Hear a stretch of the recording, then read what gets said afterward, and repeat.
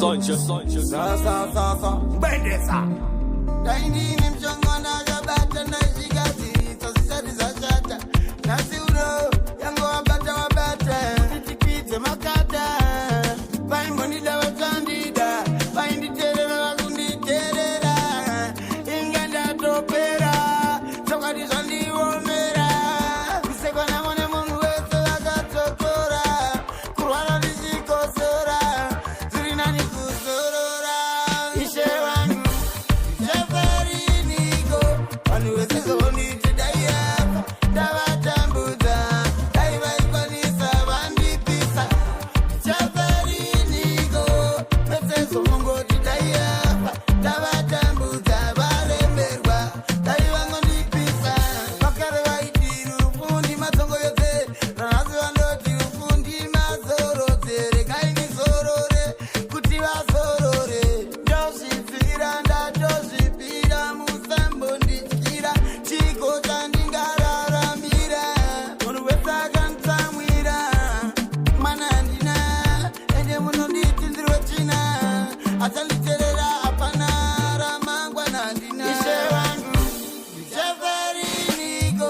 Vanhu vese zonditi dai apa. Ndavatambudza. Dai vaikwanisa vandipisa. Jafari niko. Vese zomongoti dai apa. Ndavatambudza varemerwa. Dai vangondipisa. Nhasi hapana kana. Chada kugara neni. Inga hapana kana. Chada kufamba neni. Shua hapana kana. Chada kuimba neni. Inga hapana kana. Chada kutamba neni. Jafari niko. Vanhu vese zonditi dai apa. Ndavatambudza. Dai vaikwanisa vandipisa.